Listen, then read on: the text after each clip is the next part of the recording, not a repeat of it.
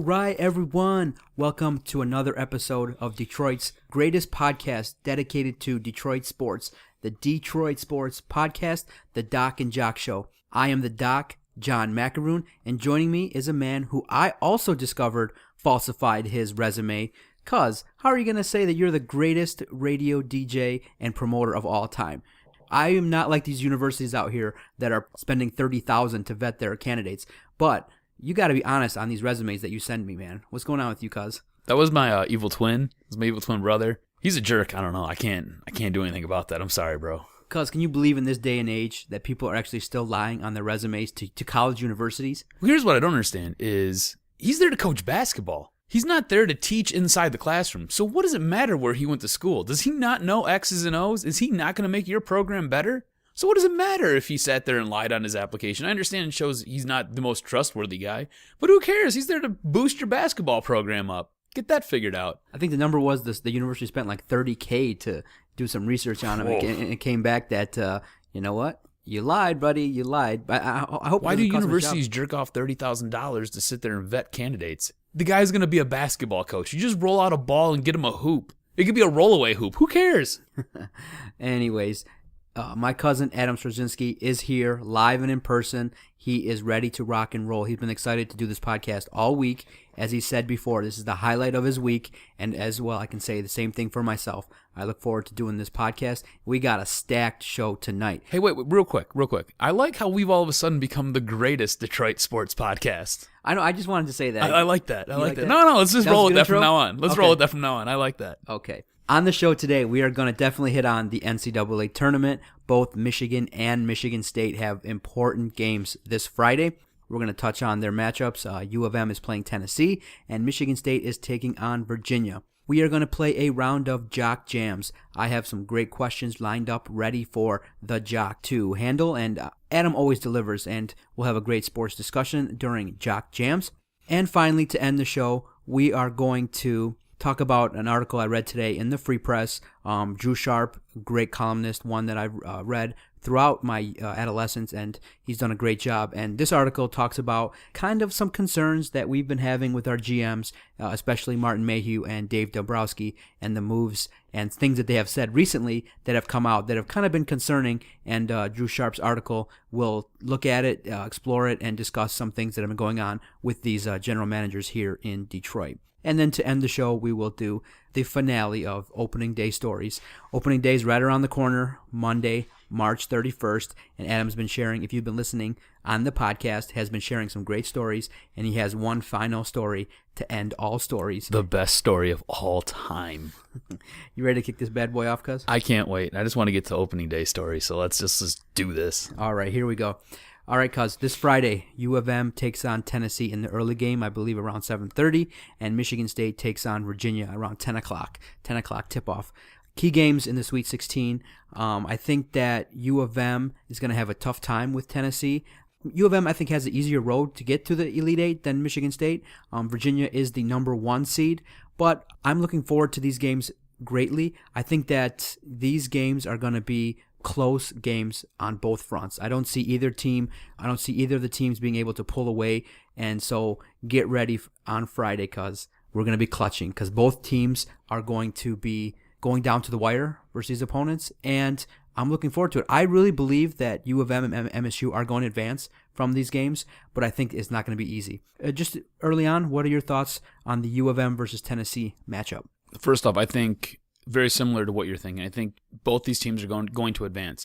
However, I think Michigan State's going to have a little bit of a rougher time than Michigan will. For the Michigan-Tennessee game, I think U of M is going to win this game. I don't think it's going to be a blowout, though. I think U of M is going to have to come out. They're a jump shooting team. We've discussed this before. They've got to come out. They've got to hit their shots. I think their 1-3-1 defense is going to be put to the test here. I think that's going to be part of the difference in the game. If Tennessee doesn't react well to that 1-3-1 defense, look for them to jump out to an early lead, or at least put some distance between themselves and the Vols. They also are going to have to control the backboard. That's going to be a lot of Jordan Morgan is going to have to be down there. He's going to have to dominate on the glass, because that's the one way I see this Tennessee team winning, is if Tennessee can sit there and they beat you up on the boards and they win the battle in the rebounding category, that's where Michigan's going to get hurt. And the Volunteers, this is the game I think that Michigan misses Mitch McGary the most, because the Volunteers have a formidable pair of big men, juniors Jarnell Stokes and seniors Jaron Mayman, each listed cuz at 6'8", 260 pounds.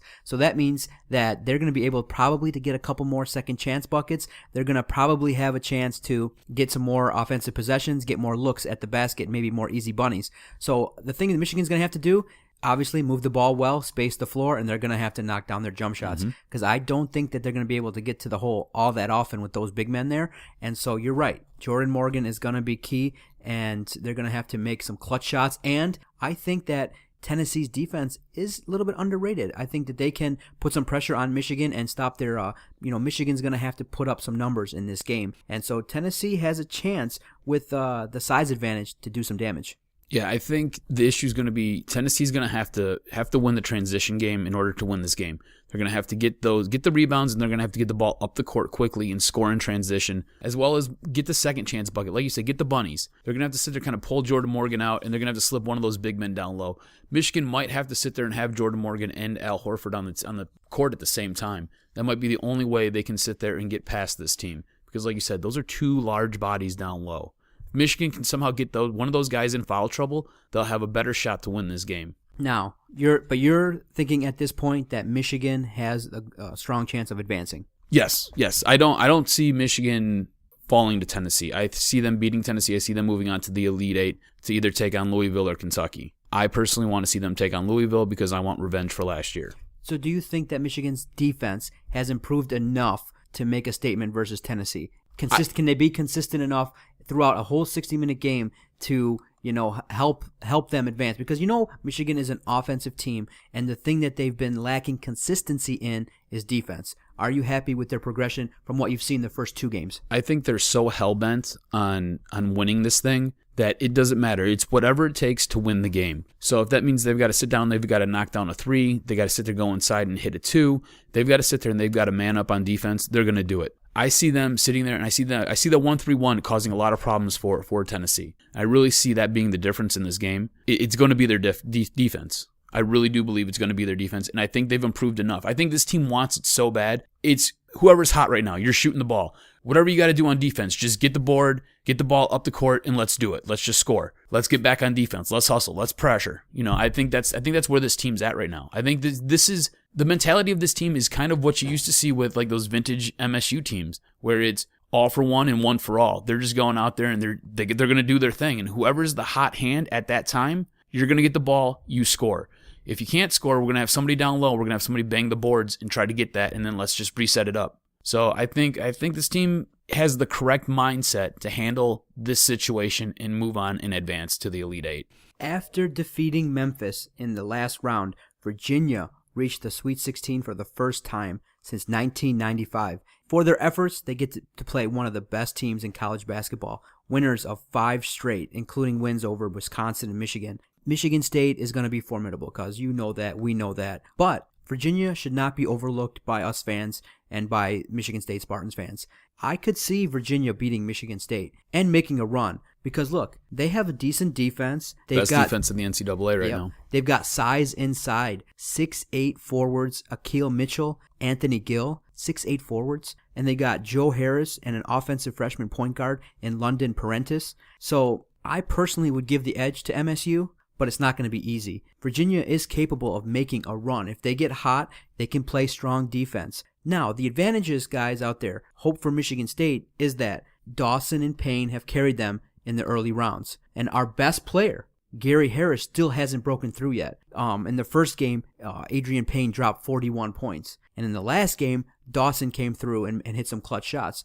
So we've advanced in the last 2 rounds without our best player, Gary Harris, coming through. You have to understand, Michigan State, it has, in college basketball, there aren't too many teams that have 3 potent offensive weapons. And Michigan State does, as well as their tenacity on defense. Michigan, and I'm certain as we speak, Tom Izzo is going over the film and saying, listen, if we win the rebounding war, we're going to have a great chance to win the game. Can Virginia's offense keep up with Michigan State? I think that Michigan State has another chance to get out to an early lead like they did against Harvard, but I think that if history repeats itself and they give up that lead like they did versus Harvard, I think Virginia can catch them and take a lead. So they're going to have to limit their runs. And because, look, Virginia is a pretty good blend of veterans and young players. They got a lot of good seniors up front, but they do have some youth and experience at guard. But, in my opinion, I think I got a good feeling that we could be seeing a Michigan State final. It's not likely to happen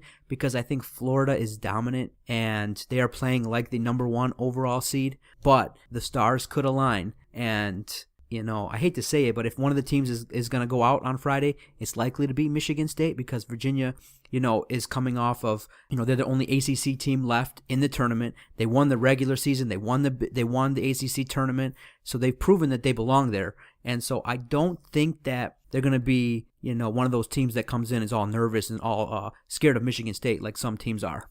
Let's start with Virginia. I think they're going to be tough because some things that you touched on. Their defense. They have the number 1 defense in all of the NCAA. I think they give up about 55 points a game, which is incredibly low. Their defense that they run, it's called this pack line defense. Basically what it does is they just sag in the lane and they prevent dribble penetration. So it's going to force Michigan State to sit there and take a lot of outside shots. So like you said, Gary Harris is going to have to step up. He's going to have to be big because he's going to have to hit those shots.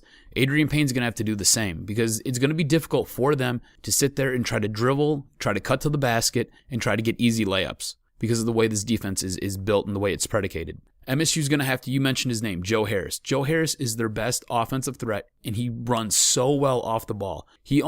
Best way to describe him, Rip Hamilton 2004. He does a lot of that. He'll sit there and he'll run 2 miles just to get open, and then once he gets open, he's popping the shot, and he's usually making it. For MSU has more athletes, and they sit there and they score more points, and they spread the floor a lot better than Virginia does. So this might help them because they might stretch that defense out, and they might open up a few gaps for them to get inside. Adrian Payne's going to have to help them out by establishing himself inside and just become a big presence down low. He's going to have to sit there, hit the boards with Dawson, and they're going to have to sit there and they're going to have to battle for every inch down low because, like we said, that defense likes to sag down. It likes to kind of cause a lot of confusion and just kind of bog down that whole lane, the whole center of the court. So they're going to have to sit there. Adrian Payne, Brandon Dawson are going to have to sit there, and they're going to really have to step up and be huge. That all being said, this game I think is going to fall heavily on the shoulders of Gary Harris. Gary Harris is going to have to sit there, and he's going to have to emerge in this game. You've said it before. Payne carried in the first game. Dawson hit some clutch shots the second game. This game right here is going to fall on Gary Harris, and that is the only way Michigan State wins. I think Michigan State wins a squeaker, like by 2 points. It's going to be a close game. I don't think this is going to be easy for them. Okay, I think Virginia shouldn't be taken lightly. Here's something that may help the Spartans out. Michigan State puts pressure on you with their defense. So if they can just get into transition faster, if they can get into their sets quickly, then they can take advantage of Virginia's length. Virginia has a lot of players that are 6'5" and over. And so if Michigan State can, get into transition, get their breaks faster, then if you score fast, then you can execute your offense a little bit better, get a little bit more fast break points, and see how Virginia handles that kind of pressure. Because you know what? Because Virginia has the ability to wear out Michigan State because just based on what I've seen, they use a lot of motion in their offense. And so with a team like that, maybe our defense wears down a little bit because it's not going to be tough to guard. When Virginia takes out their point guard, they're going to have everybody on the floor 6'5" and taller. So that's not going to be easy to guard all those players. And so you just hope that Michigan State doesn't wear out going through all that pressure from Virginia. But I agree with you. I think Michigan State is primed and ready to handle this. I don't think Virginia can keep up with us. And so Michigan State has the edge in experience. A lot of these guys have seen this before. And so with that said, I'm predicting, I think Michigan State 72 and Virginia 68. It'll be a close game. Definitely. I think it'll be close. Definitely. All right, cuz the tournament now is a weekend old. Great games all through the weekend. Shout out to Duke. They're sitting at home right now. They lost to Mercer. And you know what? What a great promotion by Warren Buffett. I mean, this was the year to do that, offer $1 billion for a perfect bracket. You knew that wasn't going to happen. The odds, they said it was more likely that you could win the World Series of Poker, the big main event tournament with over 6,000 people. The odds were better for you to win that tournament 3 years in a row. Were better to win that tournament 3 years in a row than it was to make a perfect bracket. Yeah, there's so much parity now. It's crazy. And you see it with teams like Dayton. You see it with teams like Stanford. and you see it with teams like Tennessee. Those are basically the three Cinderellas that are left here. So you see it with these teams who you generally don't think of as basketball powers. It's not your Dukes, it's not your Kansases, it's not your Kentuckys, it's not these guys anymore. It's amazing to see a team like Dayton go in and pop Ohio State. It's amazing to see a team like Dayton go in and pop a Syracuse. It's amazing to see a team like Stanford beat a team like Kansas. It's crazy to see a team like Tennessee beat a much ranked and a much better team in New Mexico. So to see these games and see how they've unfolded over the course of basically a weekend was just dumbfounding and just almost left you awestruck. It was awesome to see all these high-numbered guys just get popped. Their swagger and their arrogance, and they come in and then you get these little schools that just come in and just basically punch them right in the mouth and say, hey, come get some. Tommy Emmerich said it best when he was interviewed before the tournament started. He said, there really isn't a such thing as an upset anymore, because here's the reason. These guys know each other. They grow up playing with each other in these AAU tournaments, in these national high school senior tournaments. These guys are exposed to each other. So it's not like the days of old where all the best players went to a couple different schools. The parity across college basketball is amazing. And so at the same time, the talent is a little bit less than in years past because it's so spread out across so many different teams. And so with decline in talent, and with these guys being more familiar with each other, the talent level, the gap is lessened. And so that means you're going to have closer games. You're going to have way more upsets than you are in any other situation. I mean, now most of the time you are favored to pick the 12 seed in every game than if you were to take the 5 seed. I mean, 2 of the last 3 years, I think 2 or 3 12 seeds have made it past the first round. So that matchup is tough, and so I just don't believe in upsets anymore, and that's why you have your girlfriends, you have people that don't know college basketball, you got kids that can pick these brackets better than people. People have said it before. If you overthink the bracket, you're likely to lose. It's one of those situations where sometimes you may pick it by, obviously you're going to pick the 1 and 2 seeds early, but those 8-9 matchups, those 12-5 matchups, if you start picking just based on who's lower seeded, you're going to have a terrible bracket, and it's just the way it is. A lot of times if you just sit there and just pick by color or you pick by team mascot, you're like, oh, who'd win, a tiger or a bird? I think the tiger's going to win. If you just do that, sometimes that works out better for you in the long run. So because of the teams that are left, is there a Cinderella that's got your eye that you're kind of pulling for as the little engine that could? I love Dayton. I want Dayton to so bad pop everybody in that South region. I want them to get through Stanford, and then I want them to go on, and I want them to just beat the living hell out of either Florida or UCLA. I just want them to annihilate them. I want them in the Final Four so bad. I think the Dayton Flyers are the story of this tournament thus far. I mean, they beat Ohio State. They're coming from, I would argue with you, the best basketball conference in the NCAA right now. They then went on and they probably a little bit of an overseeded Syracuse team who had struggled down the stretch, but at one point throughout the season, they were ranked number 1, and they at the time they looked like an undefeated team, an unbeatable team. So they go ahead and they pop them as well. So I think they can beat Stanford, and I think it'll be an interesting matchup for them to go head-to-head with either Florida or UCLA.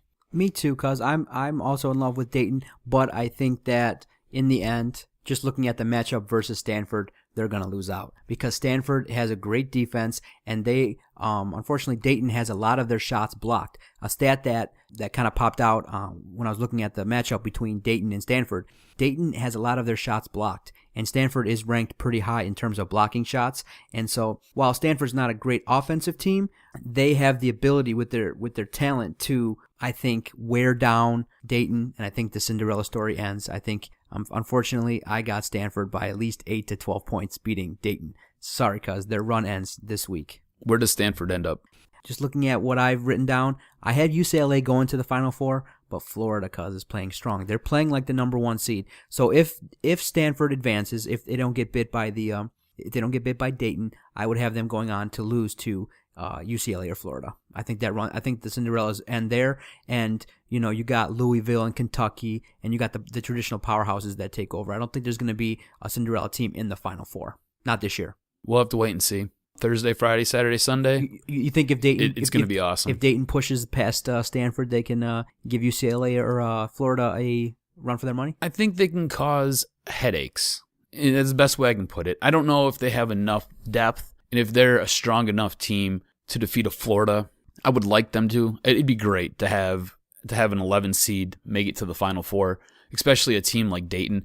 I mean, you got to realize Dayton is where they hold all the play-in games. So the teams that are just good enough to get in have to go to Dayton to play. That might have been one of the reasons why Dayton didn't get stuck playing in a play-in game, because they normally sit there and they house it so they'd have home court advantage. So that might have been a reason why they were sat there and they were put in the division that they were put in, didn't have to play in a play-in game. But I think they can cause. It would really depend on the matchup. It's going to depend on who can get through in that Florida UCLA game.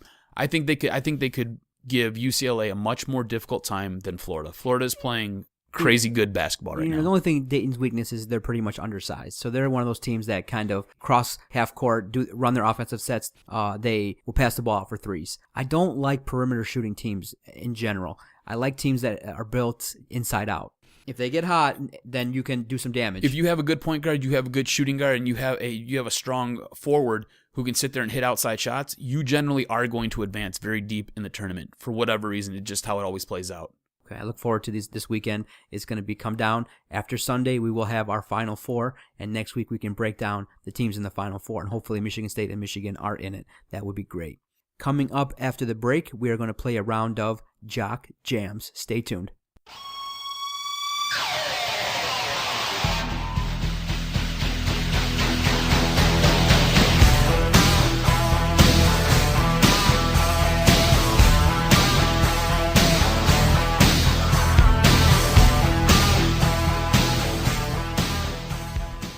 I want to welcome everyone back to the Detroit Sports Podcast. Thank you everyone out there that's been supporting us. The support has been overwhelming. You can support our podcast by going to our website, www.detroitsportspodcast.com. You can click on the banner links. You can subscribe via the PayPal. For the low price of $1 a month, you help keep our show on the internet, help us pay our costs for the website, and to keep the show on the internet. We greatly appreciate it. It's through PayPal, so it's ultra secure. You have no worries. Also, you can message us on Twitter at Detroit Podcast. We throw out questions daily. You can banter with other fans. I think we have one of the best Twitter sites out there. We're a good follow in that we interact with our fans every single day. So we just want to thank everyone for your continued support. Visit our website at www.detroitsportspodcast.com for everything you need for Detroit sports. All right, cuz, you ready for a round of Jock Jams? Oh, I can't wait. I've been waiting weeks for this. All right, here we go.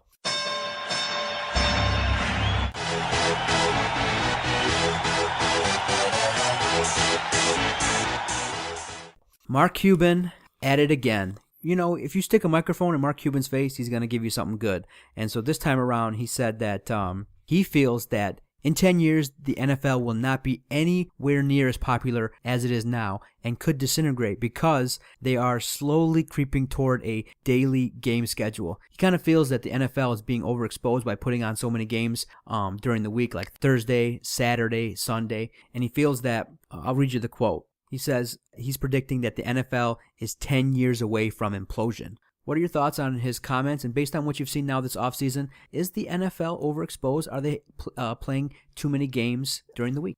All right, first off, let's start with Mark Cuban. I personally love Mark Cuban. I think he's a great owner. I think if you're a sports fan, you love Mark Cuban because his antics are, one, hilarious, two, they drive the management of the league crazy, and he usually does what's in the best interest of his team and for the sport in general. So that's Mark Cuban. I think Mark Cuban has a little bit of a point, but I think he's going about it a little bit all wrong. For one, the NFL is the most popular sport in all of America. It's also a very popular sport in Canada, and there at one point were teams over in Europe. That's how popular American football was. All right. I think Roger Goodell needs to maybe take a step backwards because I think he's trying to leave his thumbprint on the NFL a little bit too hard and too much, especially with all these rule changes and trying to manipulate the game and change the game in the way that he's trying to do. We have the league meetings going on right now, and there's a whole lot of stuff coming out about them moving,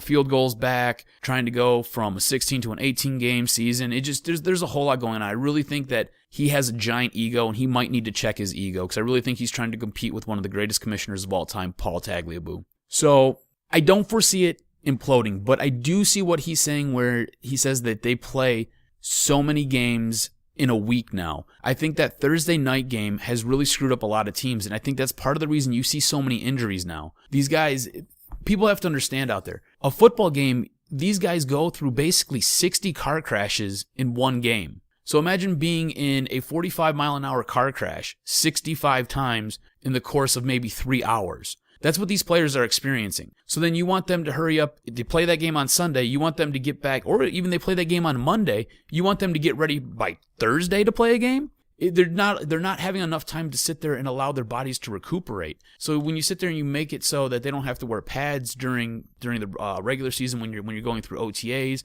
or you're going through any of your training camp, or you're just going through regular practices, that's fine and good and that's helping. But you're really doing these guys a disservice by making them play on a Sunday night and then forcing them to play again on a Thursday night. So I don't foresee the league, expanding so much where we've got games on Tuesday, Wednesday, Thursday, Friday, Saturday, Sunday. I do think they might want to look at maybe moving that Thursday game out, or somehow setting it up to where one of the earlier games in the week is now played on that next Thursday. You have to figure something out to allow these guys enough time for their bodies to recuperate, because you're just putting them in a bad spot, and that's why there's so many injuries occurring now. With the NFL, I look at it like this. It is starting to get cracks a little bit here and there in terms of the issue with concussions, the perception of being the no-fun league, constant rule changes. Kind of people are starting to say, is it being overexposed? And so, but I think that the NFL is such a machine that the foundation is so strong that even these little cracks they can sustain. I mean, they're making so much money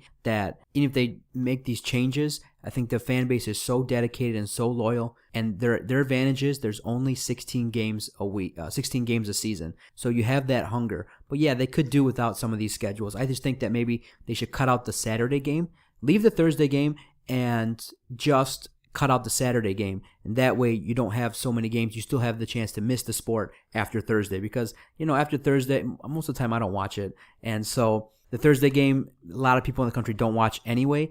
You can cut out the Saturday game, give people more time that are watching on Thursday, a little bit more time to miss the league and play on Sunday, because you have already now Thursday, Saturday, Sunday, Monday. There's not too much more. There's not too many more avenues to put games on that I think people are going to want to watch. You know what? That's something they could possibly do too. While we're on this topic, real quick, maybe get rid of the Thursday game. Maybe move it to like a Saturday night. Have a primetime Saturday night game, just one. And let that take the place of that Thursday game. Yeah. That way you're still allowing these guys, 4 or 5 days to recover. They can sit there, get the new playbook in, and they don't have to go out there and basically wing it. By the way, who's got 2 thumbs and watches every Thursday game? This guy. No. You're really weird. Who can't get enough football? This guy. I'm a freaking junkie. All right. On to question number 2, because Gustav Nyquist is on a roll. My man! 25 goals in 47 games. Here's an amazing stat. He's got more goals in 47 games than Yevgeny Malkin has in 60 games. So Ivan Drago, who plays for Pittsburgh? Yes. I read that stat earlier I must today. break you. I read that stat earlier today, and it's pretty amazing the run that Gustav Nyquist is on. So the question I got for you is, how upset are you that he wasn't on this roster at the start of the season? And maybe if he was playing early on, we might not be in a logjam for the 8th place position. It almost infuriates me, because when we were sitting there talking about this, when we did our Red Wings preview, you and I collectively couldn't figure out why he didn't make the roster. Like, it really didn't make sense, because he did so many great things at the end of last season. This guy has played, hold on, let me get you how many games he's played this season. He's played 47 games this season. All right, he basically missed an entire month, maybe month and a half worth of games. And this guy has pumped in 25 goals. This guy could be a 35, 40 goal scorer this season, which is ridiculous. Ridiculous. And they sat there and they sent his ass to Grand Rapids and were like, yeah, start there. So yeah, no, it bothers me, because there is so much potential there and they have so much depth, but yet they go out and they re-sign guys like Michael Samuelson. Why? Patrick Eaves, I know he was traded, and that's how part of the reason why we got Legwand, but why bring this guy back? Why go out and give these contracts to these older veterans who don't really see the ice time and break down over the course of the year? You brought back Bertuzzi. I like Bertuzzi. I like Bertuzzi for the shootout, because it's fun to see a big guy with good hands and do some of the crazy stuff he can do. But I don't need to see Bertuzzi as a number 1 or a number 2 liner. He should be a 4th liner out there grinding it and putting some goals in there. If this team was built the way these teams used to be built back in the late 90s, early 2000s, Nyquist would be a second liner, and you would have a guy like Bertuzzi as your fourth liner. A very potent and a strong fourth line that has good hands and can score goals. But you don't have that now. For whatever reason, things have kind of shifted, and they're basically building like every other team. Things that made them once great, they don't do anymore. I don't know if that's just because Bowman left, but it's just the way this team is constructed now. Yes, it bothers me that he's not here, that he wasn't here when the season started, because you could have used that scoring punch early on. Because you remember we talked about it. That was the issue. They had trouble scoring goals. And this guy has now just come on. He's basically lighting the world on fire. Anything he touches, he's putting in the back of the net. It's amazing. If you look at the game against Columbus the other night, the puck was basically passed into his skate. He sat there, flicked it up to his stick, and just buried it. So much hand, eye, foot, body coordination to do something like that. It's amazing. We have a talent for the future there. I think him and Tartar are going to be the two that basically pick up the Red Wing flag and carry it into the future. They're gonna right now. The Red Wing carcass is kind of dragging on the ground because it's been beaten and it's basically beleaguered and it wants to just collapse. These two guys right here are on each side of that Red Wing wheel and are just tugging it along and just leaving the blood streak that is just leaking out of this carcass up this hill called the playoffs. And Ken Holland said this is a man's league, and that's why he kind of didn't want to play the young kids early. But this is a prime example. If you pass on a guy that you took in Grand Rapids and he doesn't develop, or you're letting a shining star stay in the minor leagues, bring him up here. If it was up to Ken Holland, if everyone was healthy, he would still have Stephen Weiss, and he'd still have guys like Cleary. Todd Bertuzzi's still on the power play. I don't understand why. His plus minus is horrible. He's not producing consistently on the power play. Yet every time you see the power play, there he is on it. Take him off the power play. What's going on? Let me put this into perspective for you. Games played, he ranks right around 497. For goals scored, there are only 26 guys better than him. Really? I mean, that just goes to show you. I mean, he's scoring at just a ridiculous clip. Wow. So he should have been in there. And I don't understand why he wasn't in there initially to start. He should have been there. And I'm glad that he's there now. And I really do hope this team makes the playoffs. All right, cuz, final question. Tomorrow, on Friday, the Bad Boys are going to reunite at the Palace. The Pistons play the Miami Heat. Hopefully, the Miami takes it a little bit easy on us. Maybe Dwayne Wade will be out, and we have a chance to play well. Just talk a little bit about the Bad Boy era for the younger fans that listen to our podcast.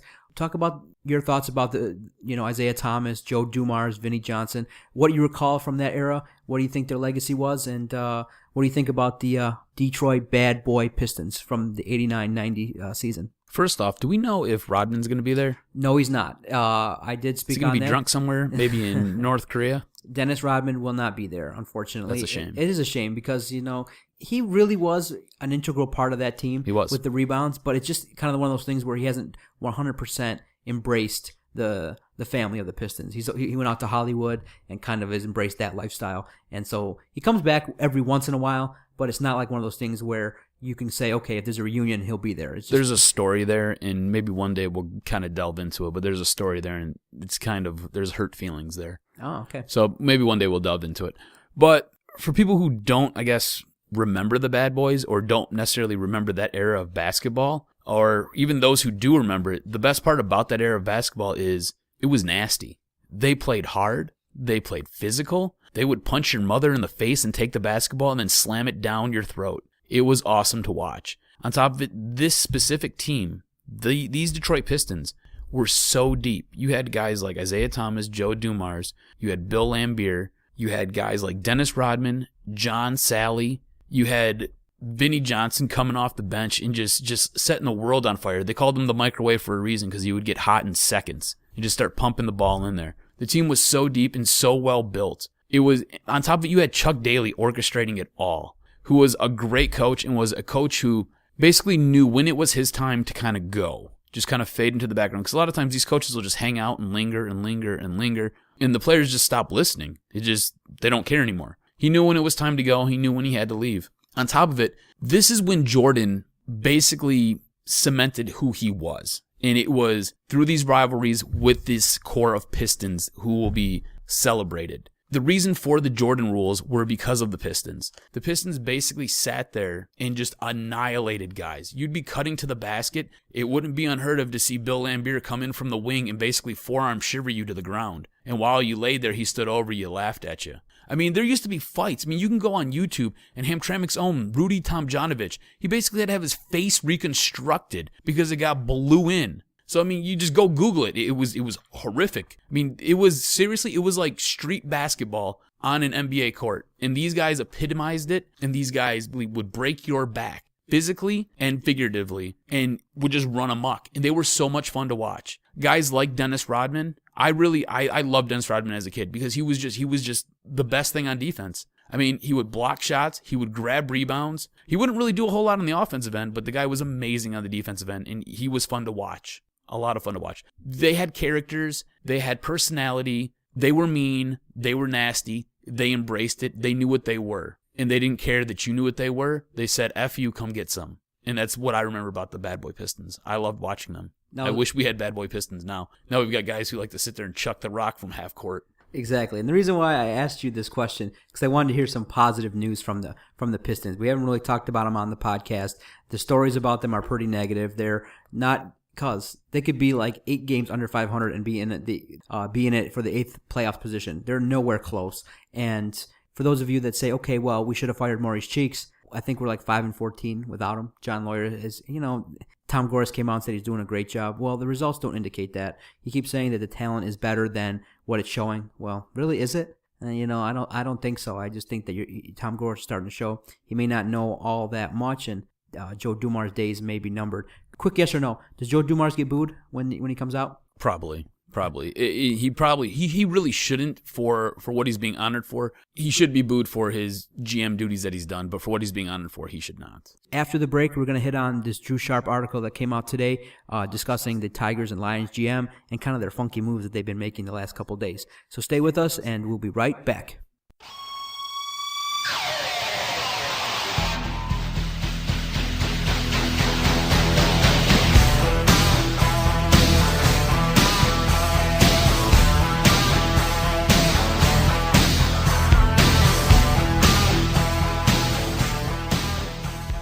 Welcome back. Today I was reading the newspaper in the Free Press, and I came across the Drew Sharp article, and I kind of talked about it in general over the weekend on Twitter, just thinking like, is this era of our team's general managers one of the worst we've had in a long period of time in terms of what they've been doing, the moves they've been making? Just not that long ago, you had the Tigers coming up in 2006, making moves, picking up Ivan Rodriguez, kind of changing the culture. You had the Pistons with Joe Dumars bringing a championship.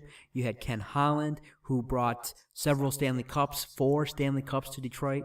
But now, in the last couple years, the general managers are kind of making moves and doing things in public that are really questionable. And so Drew Sharp wrote an article today, and the title was Tigers, Lions should stop playing the blame game and look in the mirror. And the gist of the article was this: the general manager of the Detroit Tigers, Dave Dombrowski, and Martin Mayhew have basically vilified players on their own team as a way of changing public perception. And the gist of his article is that these two general managers are playing to the lowest common denominator, in that Drew Sharp feels that the majority of the fans, as collectively as a whole, will take the side of these guys because Max Scherzer turned down $144 million, $24 million a year guaranteed. And for Martin Mayhew to come out and say, well, we're not going to pick up the option for Nick Fairley in 2015. That I've never in the history of sports heard a general manager come out and say, I'm not going to renew an option of my player that's under contract and still have because I didn't say the 2014 option. I said the 2015 option.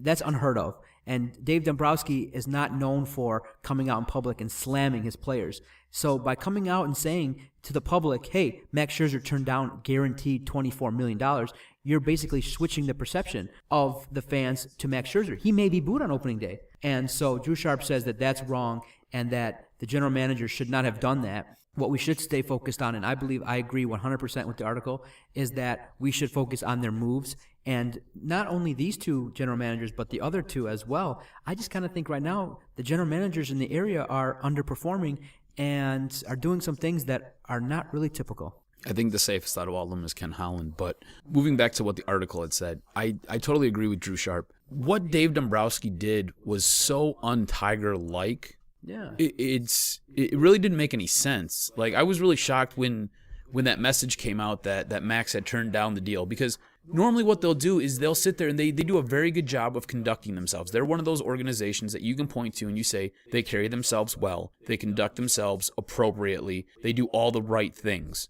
And then what happens is you sit there, you give this contract to Max. Max says, no, I want more. And then Dave turns around like a spoiled little baby and is like, yeah, hey, you know what? We gave Max this contract. He said no. He's a big jerk. Everybody boo him because he's an asshole.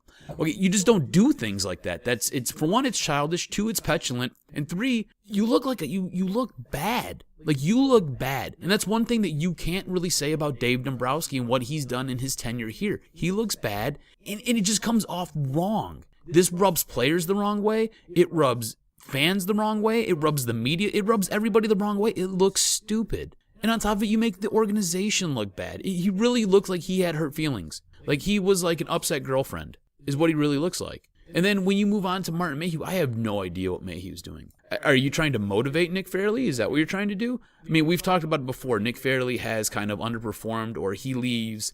You always feel like Nick Fairley has at least a half a tank left after a game. You always feel like he doesn't give his full 100% effort. So are you trying to motivate Nick Fairley by telling him that you're not picking up his 2015 option? What are you doing? And Drew made a great point. He said, listen, if you want to take that same attitude, you should have did the same thing with Matt Stafford. I mean, you renegotiated with him during the offseason, gave him a huge contract, and look what happened this year. He underperformed. If you wanted to take that tact and that kind of style, then you should have been consistent with a player like Matthew Stafford. Instead, you didn't, and now look, now because you've done this and you're trying to keep Sue, you may not even be able to keep Fairley. If saying that, he may not want to even stay. Exactly. And you do that with Stafford. You sit there and you don't play the blame game with Stafford, and you go out and you don't do the same thing with Ndamukong Suh.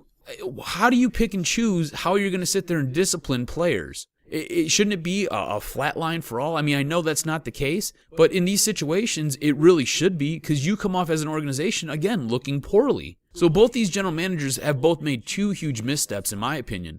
I think they both come off looking bad. I think they both come off looking childish. I think they both come off looking, I don't want to say stupid, but for lack of a better term, they come off looking stupid. I don't understand why they're doing this. It doesn't make sense. You know, Nick Fairley, what if you can't get Ndamukong Suh re-signed? What if he really doesn't want to be here? So you have possibly a Pro Bowl talent in Nick Fairley. You're not going to bring him back? Because now what happens if Suh goes away in 2015? And you've already floated out there that you're not going to take his option for 2015. So then you have to take his option. So you have somebody there to clog up the middle. You have a decent player in the middle there.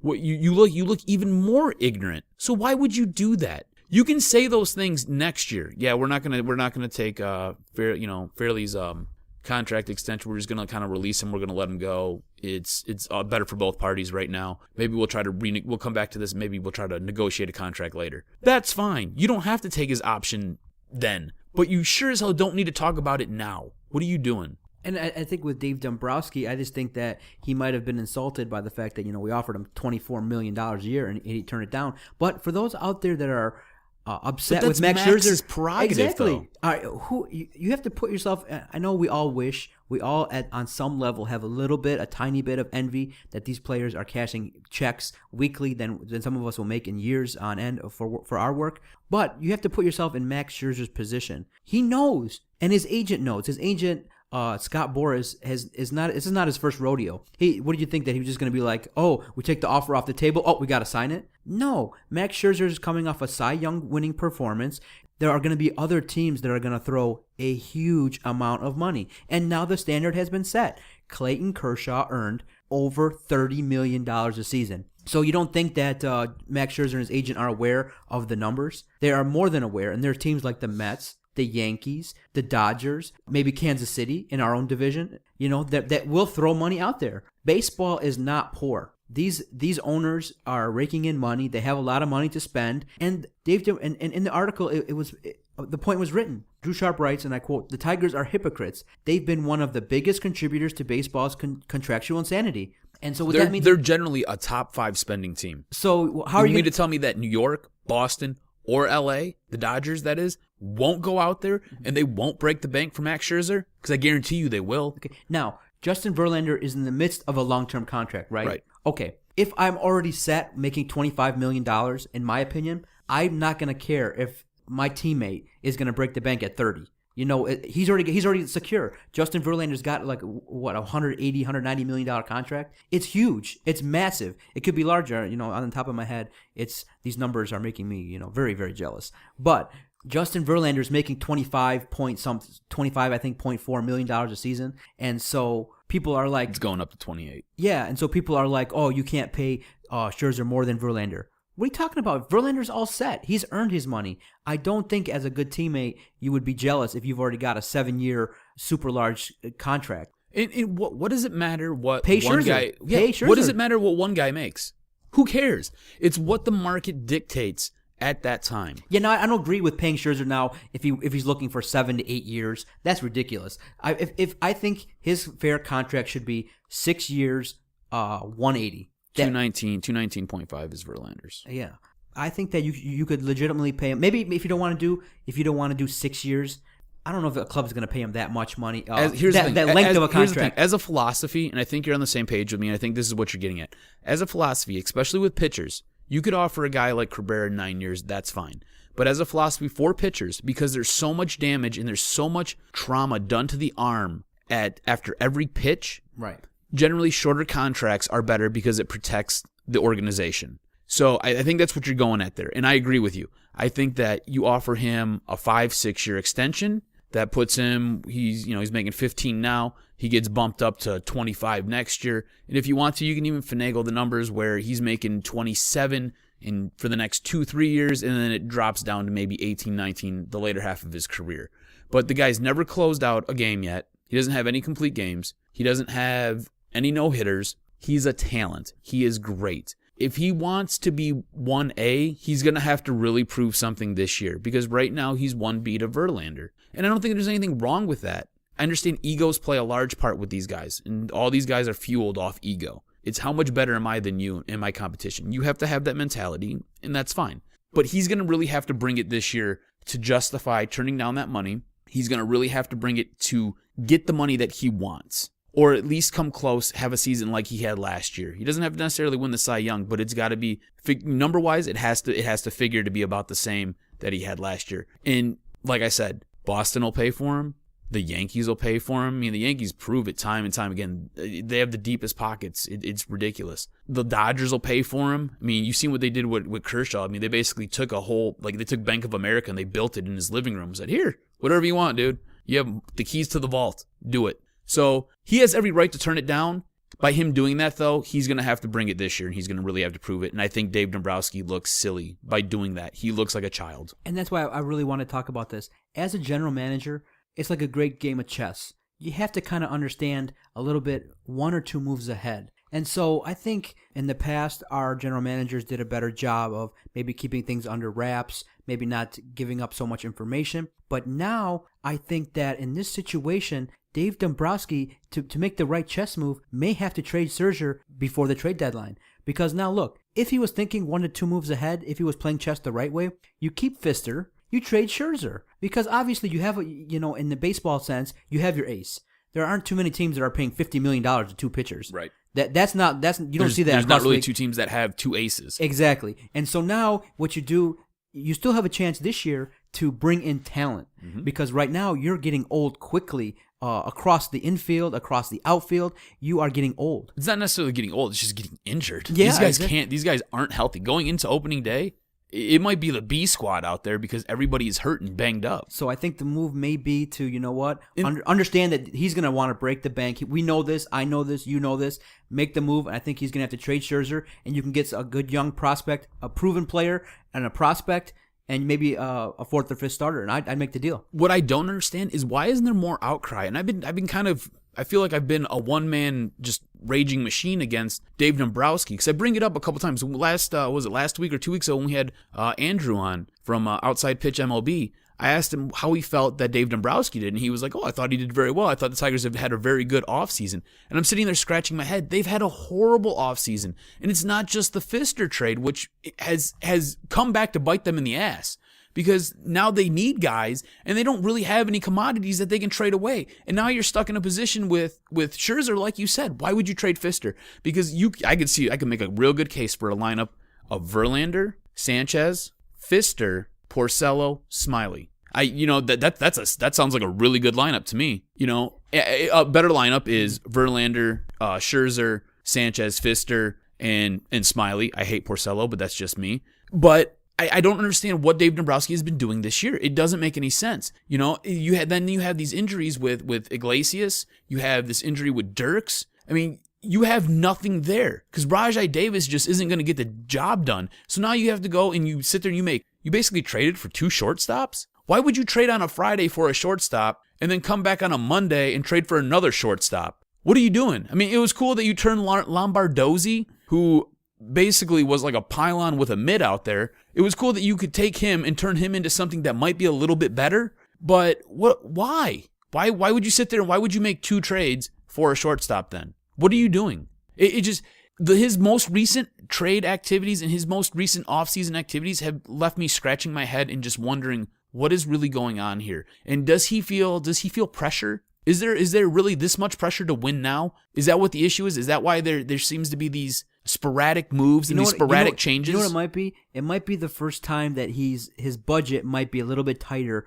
than he's used to, because the rumors are Mike Ilitch is not fully in control as he used to be. Family members are in control, and so with that, Dave Dombrowski in the past maybe had more leeway to spend, so it was a little bit easier to do his job. Now, under the constraints of a tight budget, he's going to have to make some moves that he hasn't maybe made in this fashion in a couple years. And so with that, maybe he's making some missteps that he's not used to, just out of the fact that right now he's basically being told at the top, we have to work within these constraints. Because I think if he wasn't working within these constraints, I think if Mike Ilitch was firmly in control, Stephen Drew would be the shortstop the second.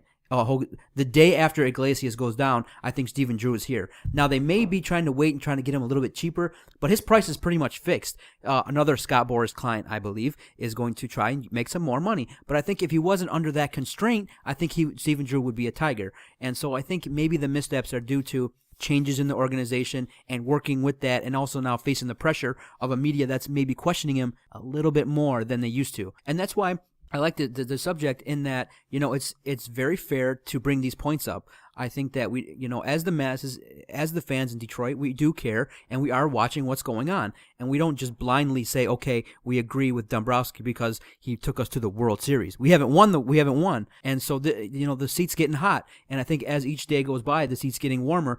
And the moves he's made and the way he's presented this whole Scherzer fiasco is really kind of demerit, and it's unacceptable and something that maybe he'll learn from. But isn't this then a bigger issue with management? If that's the issue, because if you go back 2 years, Dombrowski came out and was like, there's no way we're bringing Prince Fielder here. We can't afford that. It's not within our budget. Ilitch goes out and Ilitch is like, yeah, no, we're bringing him in because I've loved this kid since he was hitting home runs at the old Tiger Stadium and when he was eating Big Macs with Prince. I loved him then. We're bringing him in. And then fast forward 2 years, now we've got to get out from under this massive retarded contract. So then you move him out, and now you're playing this tight game where you're like, oh, we've got to pinch our pennies. Why would you're as an organization, you're going in 2 different directions at the same time, and that's not good. Right. And that's a bigger issue then. So to stick to the topic, Dombrowski looks like a fool, right, and Martin Mayhew looks like a fool for coming out and saying these things that they have said. As far as the Tigers and which direction their management and their ownership is going, they look foolish if this is what's going on inside. Because it doesn't make any sense to sit there and say, hey, we're playing within $130 million. Oh, wait, we found an extra $25 million to sign Prince. So now we're playing with the big boys and we're spending $155, $160 million. Oh, wait, now we've got to dial it back because Prince Fielder's contract's too heavy. Let's get rid of that and let's pay 70, 80, 90 million of it just to get him out of here. Oh, wait, now we're stuck here and we can't offer Scherzer, a contract that's going to satisfy him, and we can't go out and we can't fill the shortstop role because we're trying to operate underneath these constraints at about $120-some million. I mean, it's just too wishy-washy. You're going in 2 different directions at once, and you might just sabotage this team. And remember, we got a rookie manager taking all of this over. A guy who's never done anything. He's coached Team Israel. Who? Yes, Team Israel. So general managers out there in Detroit, we are watching. We are starting to question you. We deserve the fan base in Detroit. Drew Sharp, I do disagree. Is the masses are passionate and we are knowledgeable and we do understand what the general managers are trying to do and what they're trying to think. And so I think that just the general managers need to step it up and need to make better moves and need to work. And this is a results-oriented business. at this point in time, the 4 teams in Detroit aren't looking too promising, and so we may be having some more heated discussions about these general managers. But the reason why this topic was so interesting is that these moves are not typically made by these organizations, aren't made by too many others either. You don't typically come out and slam a potential pitcher that's going to win you 20 games and that you really want. That's not the attitude you would take. You would take more of a we're in the contract negotiations right now, and let's just keep it at that. It's very Jekyll and Hyde for this Tiger organization. And you may be the offended. Lions I get because they're a clusterfuck, Like I but said, it's Jekyll and Hyde for this. Like I said, Tiger Dave Dombrowski may organization. just have done it because he was simply offended. $24 million a year for 6 years guaranteed is a lot of money. Yeah, but you I would be a little bit offended if someone did. Yeah, but you deal with millions and millions of of course, you deal dollars with it. every day. I mean, this is part of the negotiation. This is just what Right. it is. But and also too, Dave Dombrowski has a great reputation. No player has gone to arbitration with the Tigers. That's in Dave Dombrowski's stint. There's been no arbitration meeting. So he is spending money. But at this point in time, like I said, this was a misstep, and hopefully, like I said, this season's going to be pressure packed because the expectation is the Tigers are going to win. And so, with that said, cuz we are at the point in the show where you're going to tell us about opening day. You've shared with us some great stories, and now I think this is the culmination of 3 weeks of storytelling. You have a story that's I think everyone's waiting to hear about.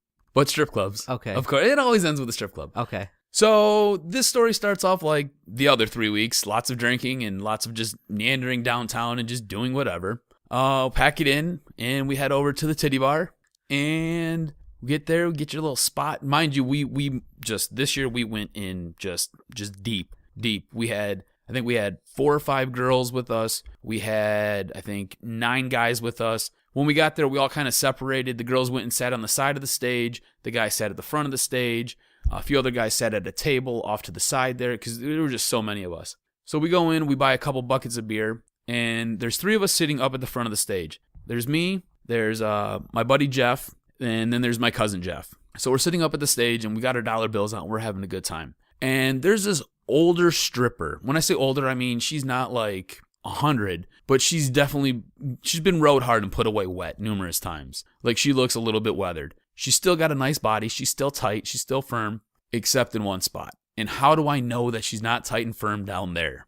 Well, as she's sitting there shaking her moneymaker, we have a beer bottle. It was my beer bottle sitting right there. She comes down, puts one leg down off the stage because it has the little rail that kind of runs along it where you can set your drink at. And basically, she just sat there, dropped it down, and got her eagle on top of my beer bottle. She basically rode my beer bottle. Like all the way, you know how like on the beer bottle where it's got like that tall part? I'm holding up a pop bottle right now, a Verner's bottle. And I'm just trying to show John. You know how the bottle's got the long neck? And then it just kind of goes down into like the glass part? Yeah, bro, like that whole neck just took it all, and she just kind of sat there and took a little bit of that glass part. Just dropped it down, got her eagle on, just did her thing. Me and my 2 buddies just sat there and we're like, no! Oh my God, did you just say that? Like, this is the greatest thing ever. So then, of course, it's how can we one-up this, right? Because you just made this awesome. How do we make it better? So I look up at her, I'm like, will you do it in the ass? And she was like, show me the money.